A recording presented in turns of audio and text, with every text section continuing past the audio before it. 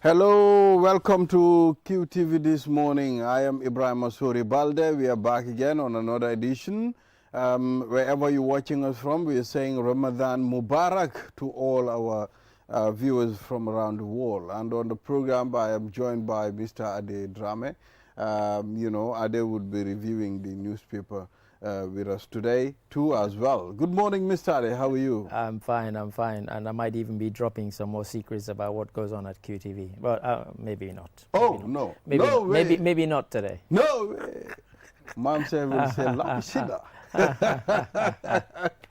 All right, so we're back and we'll be taking a look at some of the stories making headlines.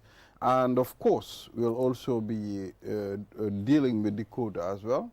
On the program, we'll be introducing questions and answers.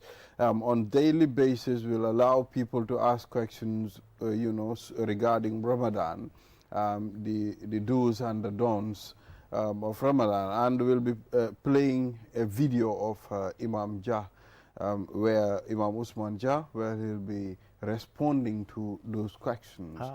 I mean, this is just to help people broaden their knowledge when it comes to Ramadan. And of course, know certain things, there are things that people do, some people might think it's right, and there are things that people do too, might think it's not right while it's right on Ramadan. We'll be talking to Usman Ba as well. He'll be on the program. He was here yesterday. We'll be talking about Ramadan as well. It's Ramadan mood, so the mood will be Ramadan. The atmosphere will be Ramadan. You're feeling it already in town. I think people start to feel it when it's like 10 days in or so. At the moment, it's still fresh and new. And I heard somebody saying yesterday that he came to the office and he started heading for the urn to make coffee, and then he realized, oh, I'm fasting, and had to stop himself. So sometimes it takes a while to get into, for people to get into the mood. Absolutely. Yeah. Well, this Ramadan, if you want to break your fast, I'll tell you Lido coffee. It's here for you. And of course, the Olinda tea, we have them in different flavors. We have the green tea and the pure, you said the pure Ceylon tea. Ceylon tea. Yeah, so we have them. You can either have it in this yellow pack, or we have them in the green pack as well. We have the Lido coffee. It's a very nice coffee. It tastes very good when you try it. Normally we try them in the morning, but due to Ramadan now we try them in the evening. This is perfect for your Ramadan. Sure. Lido coffee or Linda tea. It's really amazing. You can try it. So, Mr. Ade, let's start with the code. The code reads, don't worry about failure. You can only have to be right once. Oh. Yeah, that's what it reads today. That's interesting, because I think, anybody who says that they've gone through life without failing is probably lying. In fact, I'm sure they're lying. We all fail at certain things. But I like this quote, and for once I didn't see the quote before we came on. Sometimes it gets circulated amongst those who are going to be on the program. It's an interesting one because, yes, there have been instances where somebody has tried and tried and tried, and they've tried lots of things and they've not succeeded, and then they try one more time rather than give up. They say, okay, let me try once more, and then that once more ends up being the thing that takes them through to the next level of success. They succeed at something at which they've been trying and failing. Could be an exam, it could be something that you're trying to achieve, a project that you're trying to implement. You've tried it, it's failed, you've tried it, it's failed, and then one day, rather than say, oh, I give up, this will never work, you think, no, let me go one more time. And then that one more time could be the spark that, wow, finally, you metaphorically hit the jackpot or you succeed. So yeah, I like this one. Yeah. Well, you only have to, be right once. I mean, it's telling you, once there is victory, you start forgetting all the failure. All the defeats. Yeah, It's true. So, Yes. once you keep trying, the process is very hard. The process is very hard.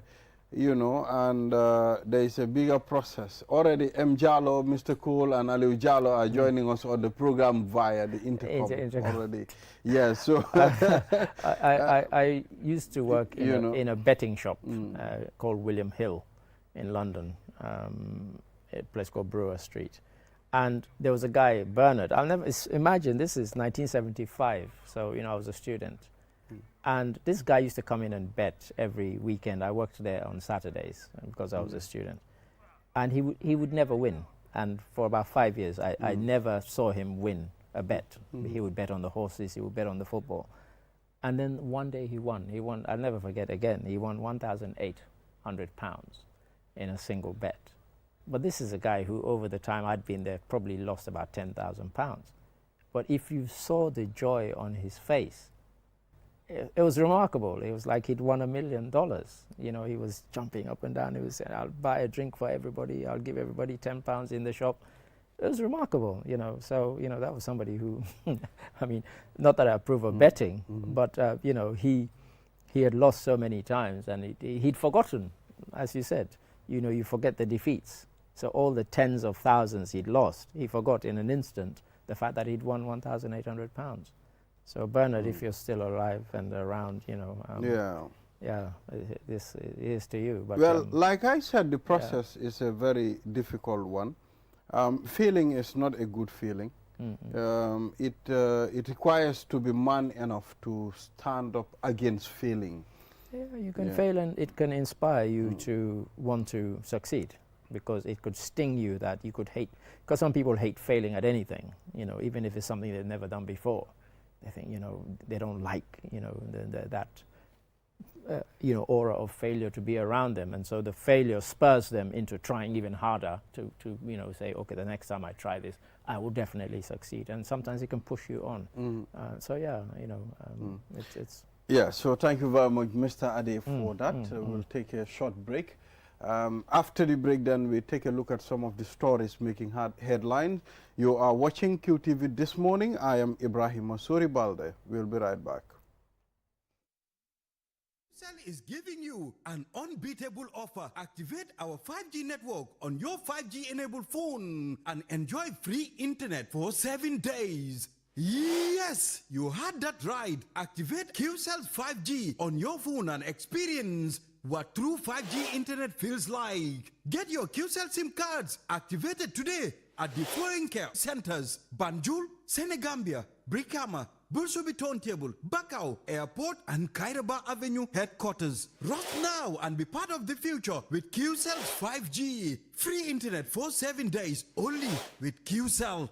For more information, call QCell Customer Care on 111. QCell Sunyabus. We innovate. Orders follow. Terms and conditions apply.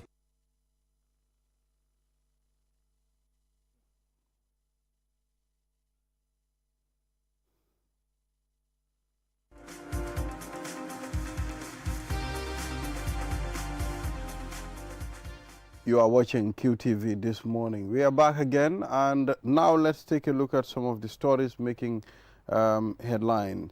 There's a headline here. I don't even want to deal with it because I just want to save myself from Mr. Ade's burhahaha. I can guess what it's about, so go to the next one. Yes. Yeah. So Trade Minister says Jar Oil's 50 million loan misconstructed. Are you sure, or misconstrued?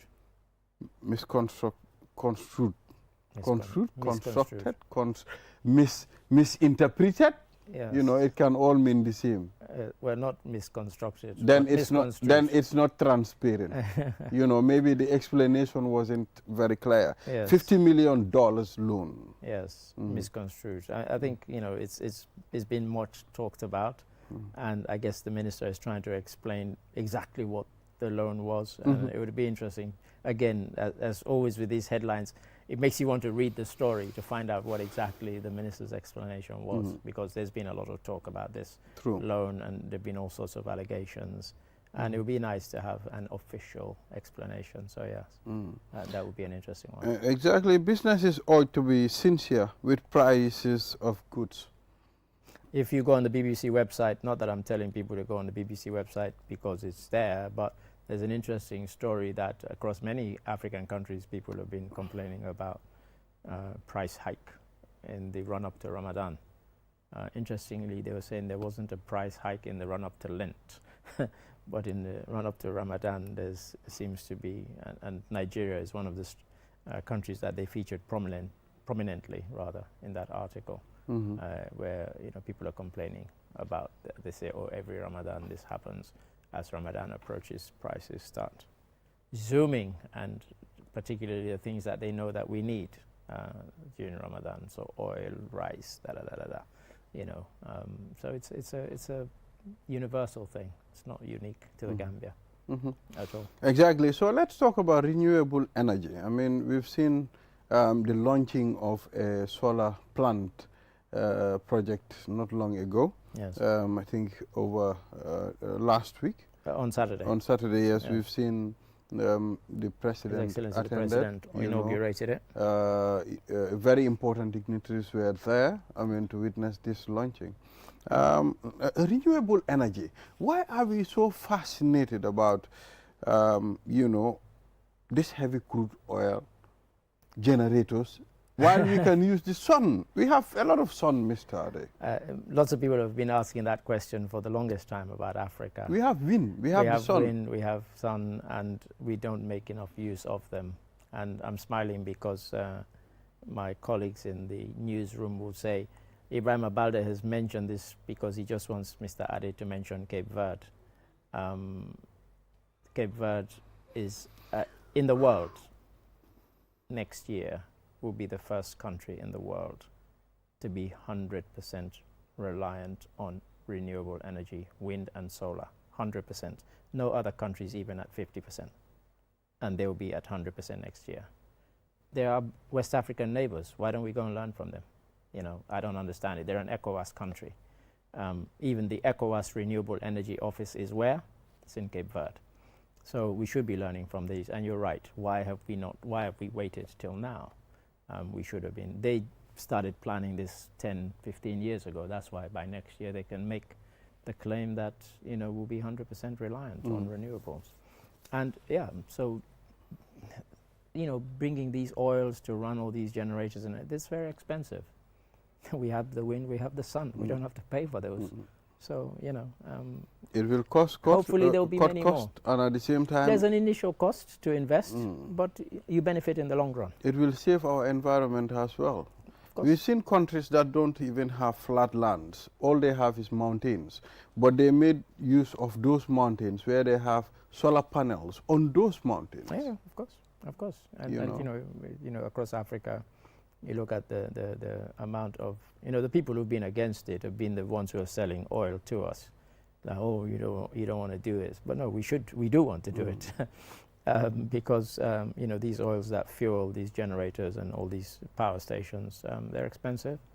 Whilst, once you get past the initial cost of installing, the solar energy panels and so on, you save in the long run. You save tens, if not hundreds of millions of dollars in the long run. And we should all be heading that way, particularly in a continent that has so much sunlight. And along the coast where we are, so much wind.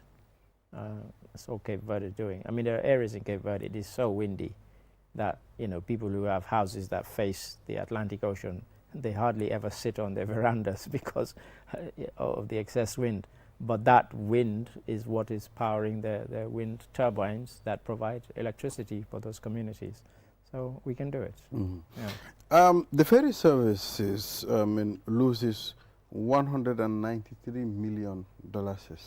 That's big money. That's huge. So we want to know, how did they lose all that amount of money? It would normally be by the numbers of days that they're out of service.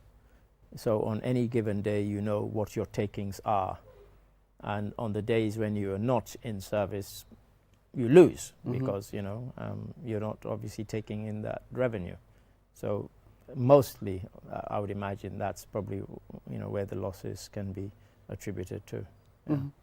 Well, these people are making a lot of money. In a couple of days, they've lost almost all this amount of money. I don't think it's in a couple of days. I think that must be over a span of maybe 12 months. It's not.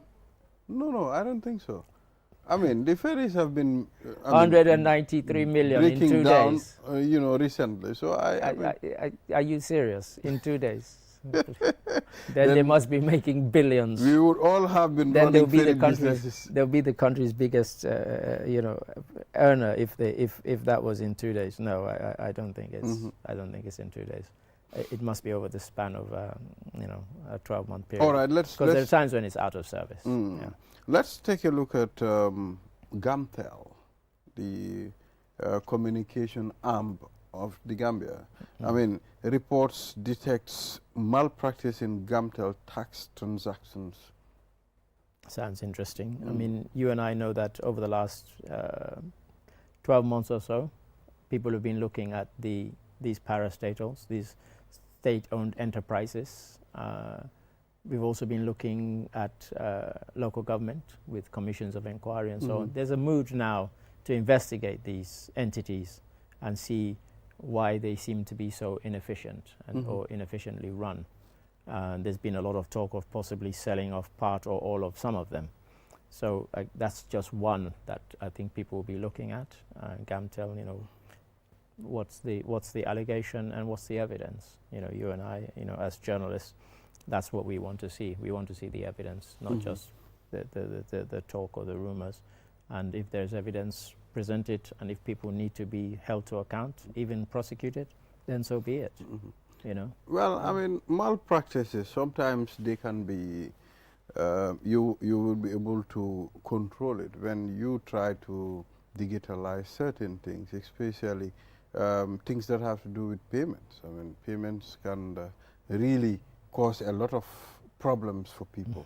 Yes, we saw in some of the local councils where people were using manual means of collecting rates and so on.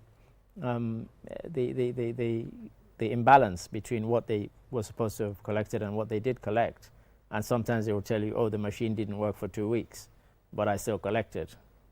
And well, how do you account for what you collected in those 2 weeks when the machine was not working? It's a gray area.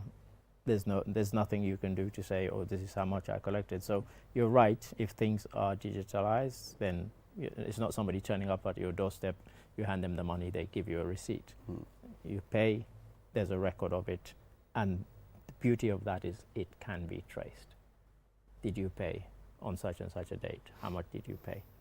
Much easier than some guy. We saw people at the commissions of inquiry trying to, I don't remember what happened with that $6 million I collected.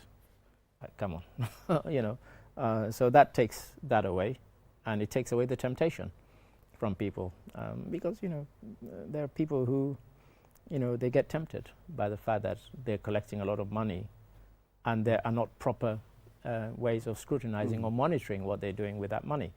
And take away the temptation, make it digital, and it would help a lot. It won't solve everything, because crooked people will always find a ways around the system, but they'll probably find it harder to get around a system that is digitalized. So, yeah, bring Absolutely. it on. Yeah. Well, I mean, you're watching QTV this morning. I am Ibrahim Masuri Balde and Mr. Ade.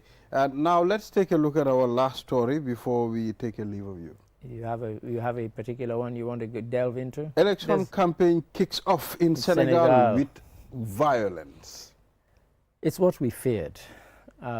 And, you know, we thought that because it was Ramadan, there might not be violence, that people might be in the mood that this is Ramadan, you know, holy month, and let us conduct ourselves with decorum. But unfortunately, there have been allegations of some violent conduct. They've only got 2 weeks to campaign, because the election is on the 24th, which is a Sunday, 24th of March, because of, you know, what happened with Macky Sall tried to change the date and we find ourselves with only 2 weeks campaigning happening in that country. So it's quite sad that, you know, this election violence is happening. But I think it also is a wake-up call to the rest of us, because we're always saying how wonderful it is in Senegal. I think sometimes we brush aside the violence that can sometimes be in Senegalese politics, and that has always been there, let's be fair. and even sometimes some of the sort of draconian things that have happened. Way back from Senghor, the first president after independence, jailed several of his opponents. So it's not been all smooth as we sometimes portray it, but it's never descended to coup d'etat, and it's never descended to a point where there have been times when they've had to have a state of emergency because of violence. So let's not forget that. But it's only for those who study history. I think Senegal, they are rushing these things. I mean, a campaign for 2 weeks, and at the same time, on the 23rd, you go in for the elections. 24th, rather, you go in for the elections. I think they are rushing things. They should have given them at least an allowance, a longer period, whereby... No, but they didn't want that. They would have been... No, the opposition didn't want that. And the reason they didn't want that is because it's Macky Sall, whatever he did in that situation, he'd be the loser. In fact, he's the one who suggested the 24th. The Constitutional Council had said the 31st, but the 31st is Easter Sunday. So the Christians didn't want it. We've said this before. But if Macky Sall had said longer period, they say, oh, you see, he's trying to stay in longer. So no, these people can't have it both ways. They can't say you haven't given us enough time and then say, oh, if you've given us enough time, it's because you want to stay, you want to prolong your stay. So no, give them their date and let them get on with it. 2 weeks, maybe it's a lesson to us that 2 weeks is enough, and that you don't need 30 days of campaigning, because most people know who they're going to vote for anyway. So what's the big deal? Maybe it's a good thing. It's a blessing in disguise that they only have 2 weeks, because can you imagine if we had 30 days of violence? That wouldn't be good either. So maybe it's a good thing. Thank you very much, Mr. Adi Drame, for coming on the program. Now we will take a short break, but not forgetting all our viewers who follow our social media platforms, the YouTube, Facebook, we are saying Ramadan Mubarak to you. You can send your comments as well on our social media handles. We will be reading out, your comments on this platform. And now we'll take a short break. After the break, we will welcome Usman Bah, what we call Usman Nicol. He will be on the program. Let's talk Ramadan. As you know, it's Ramadan season. We'll be right back.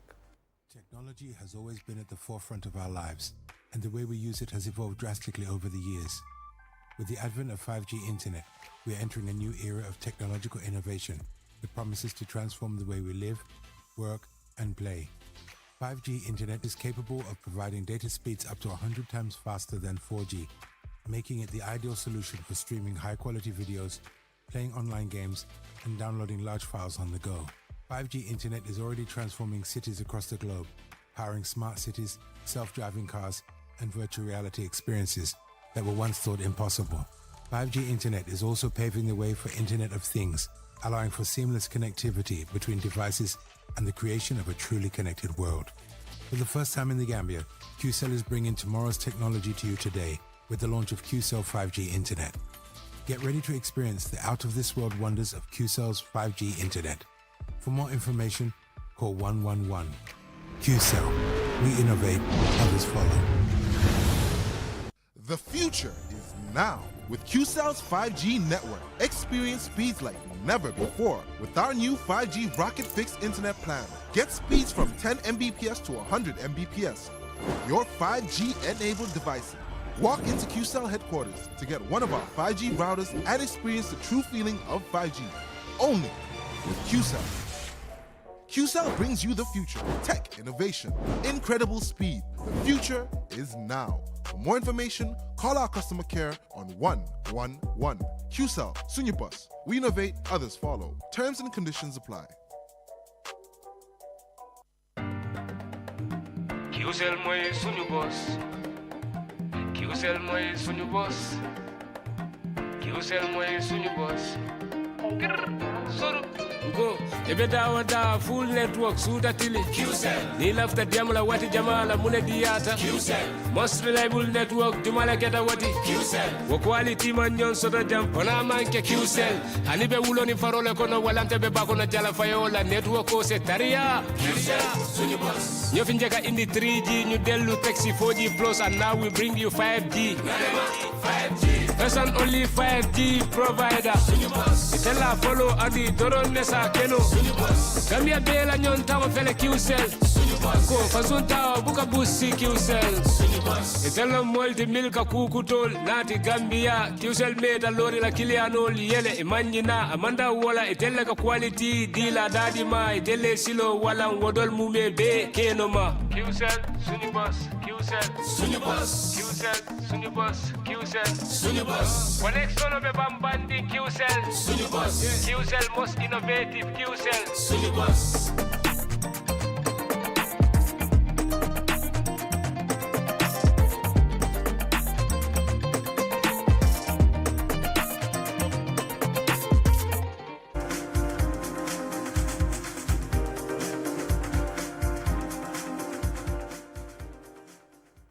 I am Ibrahim Asuri Balde. We are back again on the program, and let's continue.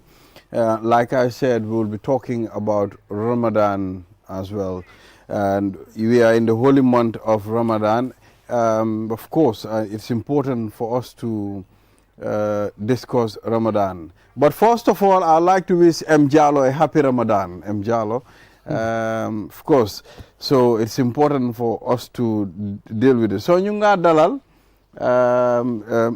Mr. Bah ñu ngi laa ne bismillah waxtaan bi ñu ne lu rëy si nag bi xëju si cin bi kon tey ñu dañ ñëwaat pour ñu jekkali luñ dooroon démba waxtaan yu am solo ñu ngi laa dalal Balde ñu ngi lay nuyu di nuyu sa seetaankat yi di nuyu tamit sa technicien si nga xam ne ñu ngi ànd ak ñun waaye di nuyu Mr. Ade mi nga xam ne moo fi jógee léegi ci analysis yu am solo yi nga xam ne def na ko léegi ñu ngi leen di jërëjëf waaye balaa ñoo door waxtaan bi dañ amoon questions ak answers dañoo dugal loolu suñ paree loolu then after ñu ñëw si waxtaan bi laajte bu ma am oustaz Imam Jah mooy si wàllum raxas gémmiñ si weeru koor soo ñëwee si wàllum raxas gémmiñ am nañ lu ñuy ooyee soccu mooy natural one bi boobu laa téye nii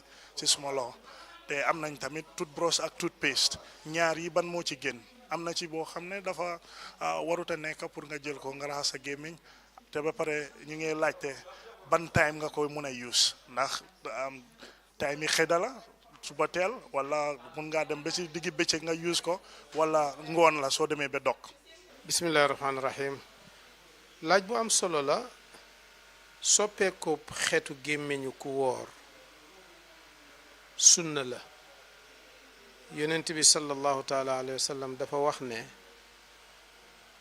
soppeeku xeetu gémmiñu ki woor nee na xeeñ gu neex la ca yàlla loolu liñ séentu mooy kuy woor sa xeetu gémmiñ day soppeeku meaning ne duhut ni nga daan defee boo woorul saa yu la neexee rek ngay soccu loolu lislaam bugg ko waaye suñ demee ba nga di ko def di best time balaaw nga xëdd for example nga soccu moo xam Colgate la wala lu mu mënti doon nga soccu ba mu set su ko defee nag li des ci bés bi nga ñàkk a soccu wala soo demee bay soccu nga def ak bant bu wow loolu moom la lislaam bëgg bant bu tooy dañ ko sib Colgate nag lañ gën a sibati ci bëccëgi weeru koor loolu mooy tontu. waaw loolu tontu la tontu bu am solo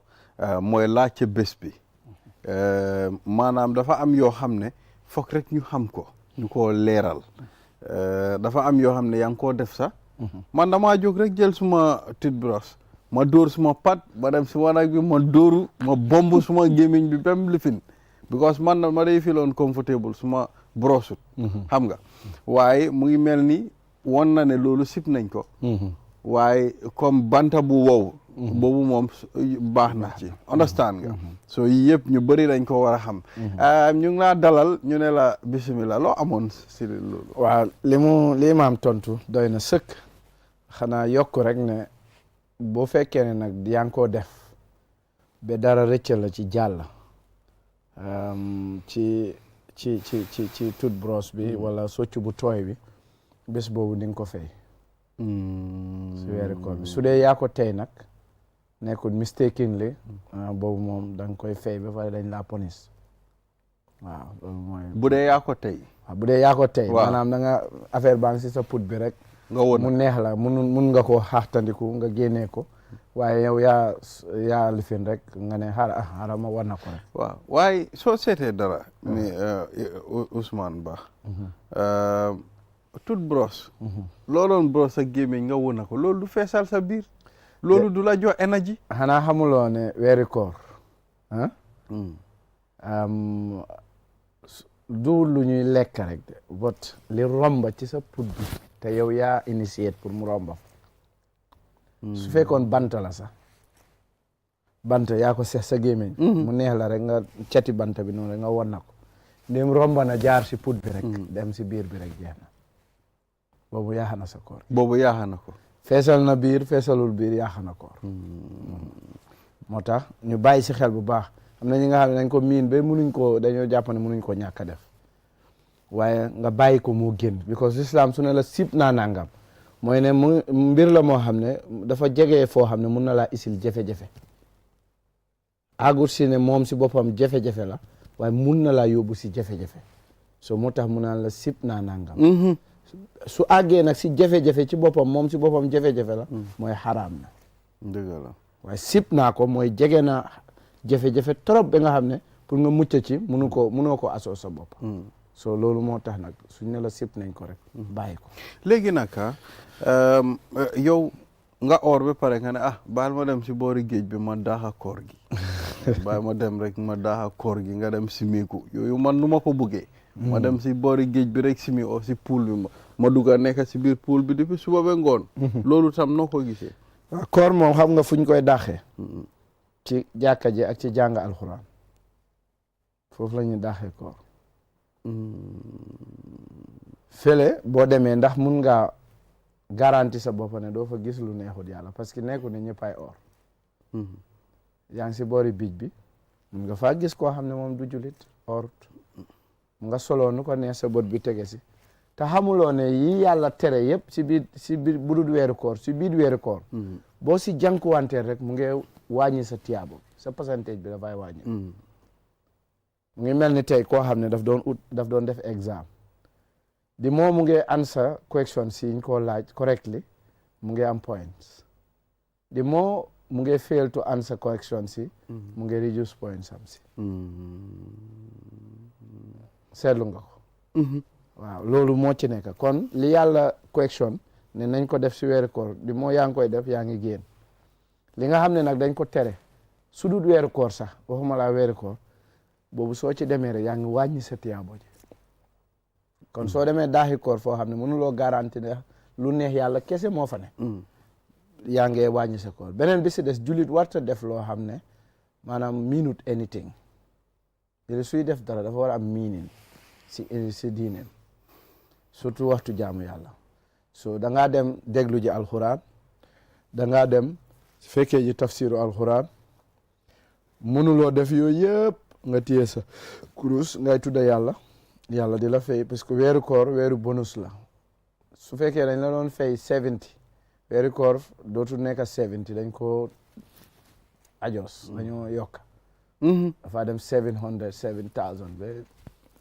amount boo xam ne moom yàlla rek gis nañ ne ñi nga xam ne tam weeri koor bi dafa ñëw ñu jël ay alal yu bëri di ko maye te comme suba si rek luñ doon waxtaan wax naa la alal balaa nga koo dugal ci affaire dafa war a lew lépp li nga xam ne yaa ngi koo jëfandikoo rek dafa war a lew gis nañ alal yu bëri kii dafa jël maye kii dafa jël maye xamuñ alal yi fuñ jógee you know loolu tam noo ko gisee waaw nit ki de moom li mu fàggu pour boppam la lépp lu nit am rek pour sa boppal su fekkee da nga ko am ci am bu jaadu bu lew din si bénéfice ñaari yoon mooy lew gi mu la lew doo ci am benn problème beneen bi ci des ak jëfandiku bànneexu bi nga see bànneexu su fekkee ne nag lewut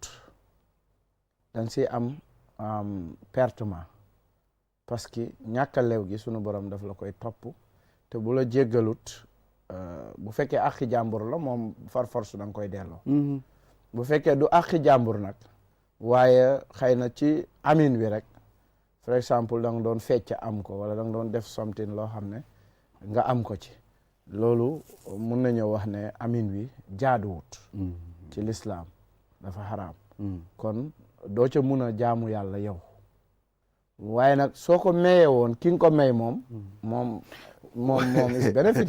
Imam yow laal nga fii lu garaaw de. léegi dafa des si nuñ ko amee. soo yow. yow mi ko am daal. waaw si ni nga ko amee. si noonu ngay bénéficier. su fekkee ne da nga ko amee amin bu baax. sa bénéfice mooy lu baax. loo si def rek lu baax la laa jural si baax. si lu baax soo ko amee amin bu baaxut nag loo ci mënoon di def ci lu baax it islam xoolut ko parce que foundation bi baaxut. mooy waral nga gis koo xam ne dafay def lu bari ba pare mu lose amu si benn profit. moo tax segga ni ngay amee dafa am solo. dama ko dee faral di joxe exemple léeg-léeg comme Qcell wala du ma def adva waaye dinaa ci joxe exemple. for exemple bépp kind of mbir boo xam ne dafa ànd ak carte nga xam ne dañoo jël si yow ba pare jël si kii kenn gañ ñu avoid ko loolu dafa bokk ci yu sew yi nga xam ne dafa gaaw a maye xaalis waaye xaalis bi lewut dafa xaraam. su ko defee loolu kii ut daf ko war a xam. kii ut dafa war a xam ni muy amee. waaye Imam li oustaz nañ waxtaan. jamono bi dox na dox ba léegi. da ngaa digga nit ñi ñu ne la alal moom noo ko amee rek baax na. waaw alal mun nga ko. am na bu gën a garaaw. am na ñu ne su tilimee soo ko amee da nga koo raxas. noo ko raxasee si ndox nga koo dugal nga raxas koom. ñu ne da ngaa dem tabax fele juma da ngaa dem fele nga dem saraxe fele nga dem dimbale jàngalekati alxuraan ñoom noonu lañ gëm. waaye ñu di leen xamal ne leen boo demee yomal xiyaam yàlla daf dee laajte yi mooy foo ko jëlee li nga amoon foo ko jëlee bi nga ko amee ba pare lan nga ci def ñaari yàlla daf la koy lijjanti mooy waral ñu naan ku amee alal bu demee yomal xiyaam foog ñu kisi affaire am. kisi bi du dara mooy bi ngay ut foo ko utee bi nga amee foo ko def. waaye dégg naa sax ñu ne am na ñoo xam ne yomal kiyam sax ñu ne borom alal yu bëri ñooy wees ñun suñu time de. déedéet yàlla foofu amul wees of time. loolu dañ ko dee wax dama dee waaru de waaye xam naa ne yow loolu nekkul first time nga ko dégg. borom alal bi moom boppam la moo weesal time because moom. man xam naa ne moom man bugguma wees time. xam nga yàlla dafay diil ak ku nekk at the same time. yàlla ku nekk yow yaay account sa bopp at the same time bu Balde di account boppam si la Ousmane di account. yaa ngi account. ku ne yaay account sa bopp ku ne yaay jox sa bopp. waaye fooguloo confusion du am. non yaa ngi account fii maa ngi account fële kare di account. déedéet yàlla accountul la de. account boobu noonu dafa garaaw de. da nga foog ne yàlla dafa amee book di wax gaay bindalal kii lii bind déedéet yow si sa boppa yow yaay account so iqra kitabaka waaye dañ dee mention kitab de dama dee dégg kitab waaw mooy yow sa téere bi sa book bi baskil bi tam mu ngi fa waaw sa book bi measurement bi te ñu ne benn baskil bu rëy la soo yow soo ñëwee sa jëf ñu teg fi ñu teg fële léegi su balancé foog ñu ku nekk yaay peeseel sa boppa ku nekk yaay riidal sa boppa sa book bi man de fi ma joxe ma peeseel léegi ku qualify koo xam ne qualify na waaw koo xam ne qualify na moom mooy dayregal boppam pour dem àjjana koo xam ne qualify moom mooy dayreg boppam pour dem safara kenn du ko kon kenn du dem safara yi ba booba kan mooy lay dayreg non kan mooy dem safara bu nekkee man maay peese man maay demal suma bopp sa gémmiñ bi waaw sa gémmiñ bi dañ koy takk dootul wax on the control of your léegi luy wax sa cër yi allahu akbar loxo bi ne maa ko jëloon de maa ko laaloon de Allahu akbar. tànka bi ne maa fa demoon imagine Francis loxo bi nopp bi naan man mii maa ko doon déglu ana sa bët bi naan man maa ko gisoon de Allahu akbar. cër yuy wax. Balde bi garaaw na de di nga gis koo xam ne waaw di nga gis koo xam ne loxoom bi day commencé wax muy pour loxo bi naan ko noppil man daal man cër yuy wax moom. loxo bi lay bëgg pour mu noppi waaye loxo bi moom jëlewul order si yow Balde neex naa gom kenn ku nekk da nga am conscience moment bii ma nekk suma conscience mu ngi woog ak man in my inside yow sa conscience mu ngi woog ak yow inside te mu ngi joxe resource mu ngi lay wax ne la yaa ngi si dëgg wala nekk loo si dëgg so moo tax kenn ku nekk yaay régler sa bopp soo régler sa bopp ba pare soo gisee ne yaa ngi bokk ci ñu koy parce que foofu amut nooy mun a lijjanti amu fa yes la tudd no la tudd boo bokkee si yes you are going te yàlla fi ndegam ñun ñoo mun a computerize suñ boppa ba si airport bi ki amee diplomatic passport ak ki amee ordinary passport duñ dee bokk fuñ jaar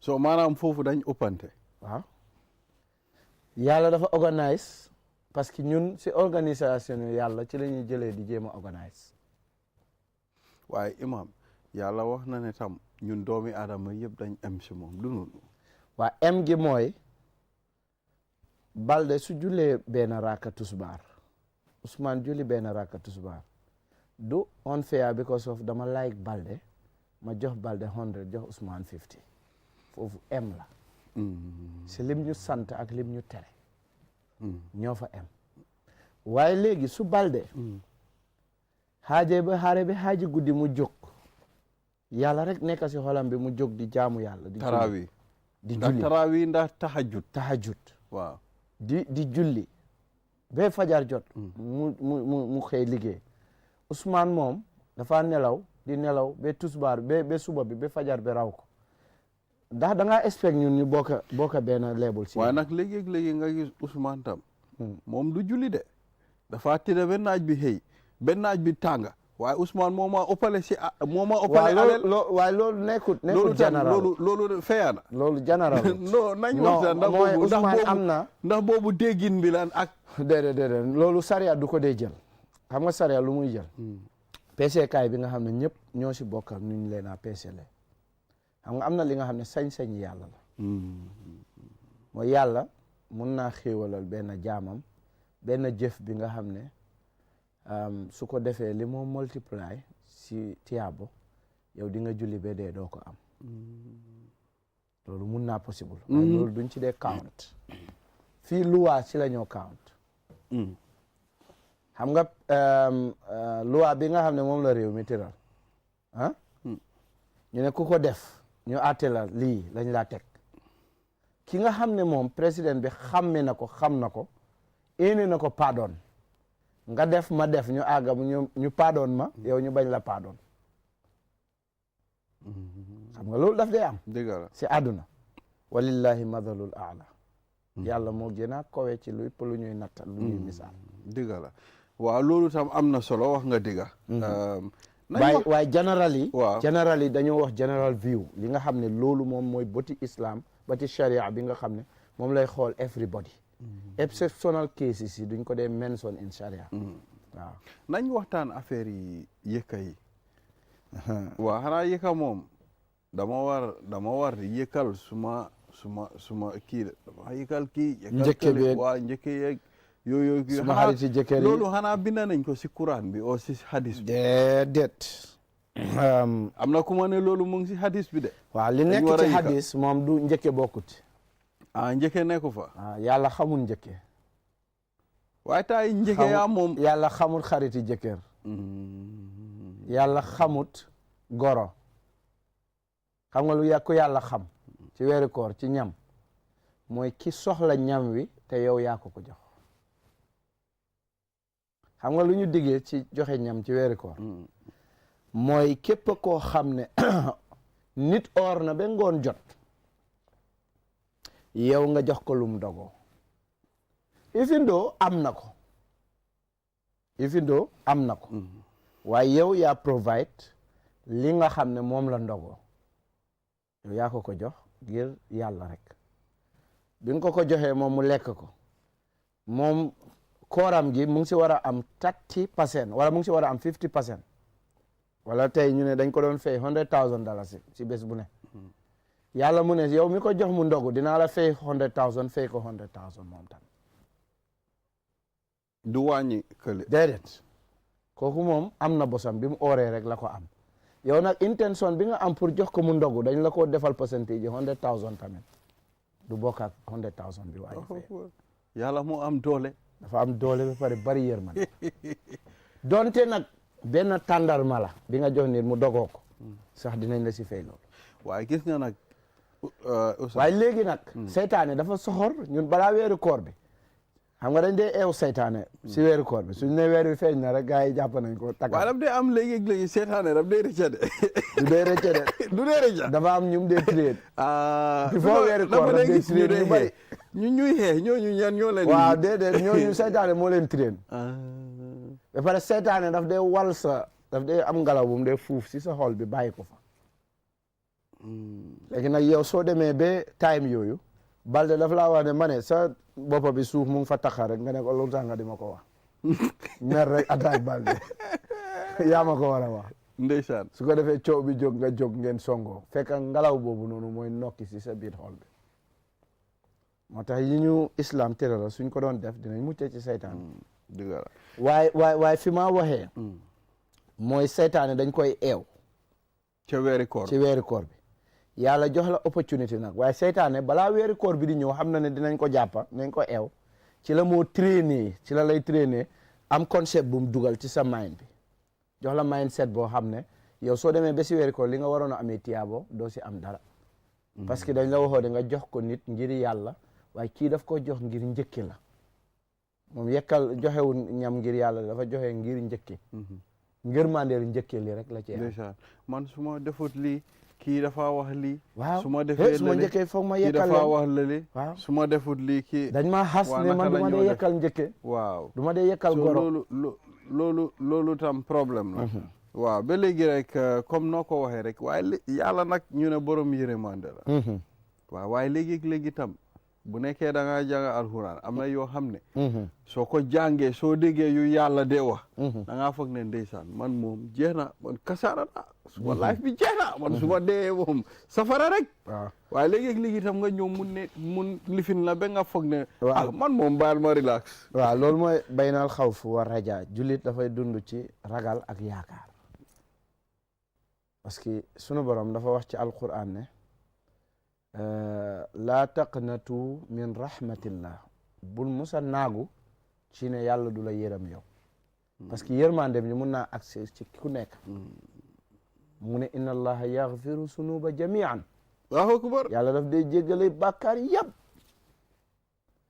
léegi ndax loolu dafay war a tax na nga ne kon kay comme que dañ maa jégga wara maay def bàkkaar rek day det léegi-léegi yërmande yàlla dina am lu tax yow ñu génnee la si mooy da ngay tiiñal yàlla ne dinaa jéggale nga ne comme que nga ne da ngay jéggale man damaa def lu ma ne mu ne la léegi man maa moom yërmande bi léegi booleetuma la si kenn xamut yàlla de moom waaw léegi loolu mooy raja alxawfu mooy nga xelaat yàlla mu ne fa man yaamal misqaala darratin gayran yara waaye wa man yaamal misqaala darratin dara yara yàlla mu ne jëf lu mu tuuti dina ko fay wante ak yow bu baaxee di nga bénéfice ba foog ne jëf bu tuuti bi mënun ma woon a jox bénéfice bu tool ni su bonee di nga ko xeeb ne lii de fooguma woon ne mun na maa isil loraange bu réyee nii waaye digga man affaire si nu ma ko gisee mooy ñu jëm si yàlla rek mooy solution bi de because moom mu ngi ñu indi fii waaw mu ngi ñu bàyyee noonu de te amuloo ne maanaam moom fii moo fi indi li fi nekk yëpp ba pare moo la fi indi yow loo fee amee beneen soxla bu laa indil problème parce que moom moom fii waaw moom moo la create ba pare moo la fi indi fii ba pare ne la benn objectif rek laa am mooy ngay wax su ma ne waaw nga ne waaw su ma ne déet nga ne déet. waaye tam da ngaa gis. lu tax nga war a dem bay dem si keneen. waaw Ousmane am na yoo xam ne tam yu bëri ñu ngi fa. yi nga xam ne dañu ko sant. def leen ko. yooyu dafa naxari de. am na yoo xam ne xoolal nañ nañ wax. loo gis mu technically. waaw nañ waxtaan. xam nga toog julliwuloo loolu toog rek julliwuloo. julli jot nga toog nga du moyo. xam nga loolu moom mu ngi mel ni waaye lu tax su julli jotee sa yaram bi diis. waaw loolu laa la expliqué naxari wut de dafa am loo xam ne loolu mooy contrôle cër yi kooku la yàlla soxla. kooku saa yoo ko koregee moom lu cër yi war a def gis nga comme robot xam nga robot. waaw robot suñ ko defaree. dafa am benn disque bu ñoo def. foofu lañ def programme bi nga xam ne moo ko contrôle loolu ñu fa def. loolu nag loo fa def. moom dina mun a def loolu li nga ko sant. waaye loo fa defut soo ko programme woon du ko mun a def. soo ko bëggee si moom. ndeysaan yàlla dafa am num ñu bindee bugg a ñun si suñ bopp ñu programme suñu xol yi. koo xam ne nag taami julli su jotee rek du dee mun a comfortable foog mu def julli bi. waaw loolu mooy ki nga xam ne defar na julli ci biir xoram bi programme na ko ci. julli bi nekkul si cër yi nii de ci xol bi la ne foofu ngay def julli ba pare julli mun a reflect ci sa cër yi. jërëjëf mu ngi mel ni time bi jot na. ñu ngi laa ne jërëjëf thank you very much. waxtaan yi am na solo pour ñuy waxtaan yi time to time am na yoo xam ne sax dañ ko laajte pour rek nga mun koo ansa di nga gis nit ñi mun a understand. kon dinañ fi ñëwaat dinañ defaat programme yi si weeri koor bi dégg nga. inshallah waaw jërë ngeen jëf thank you very much viewers for following this program until we come your way again tomorrow have a wonderful day bye bye.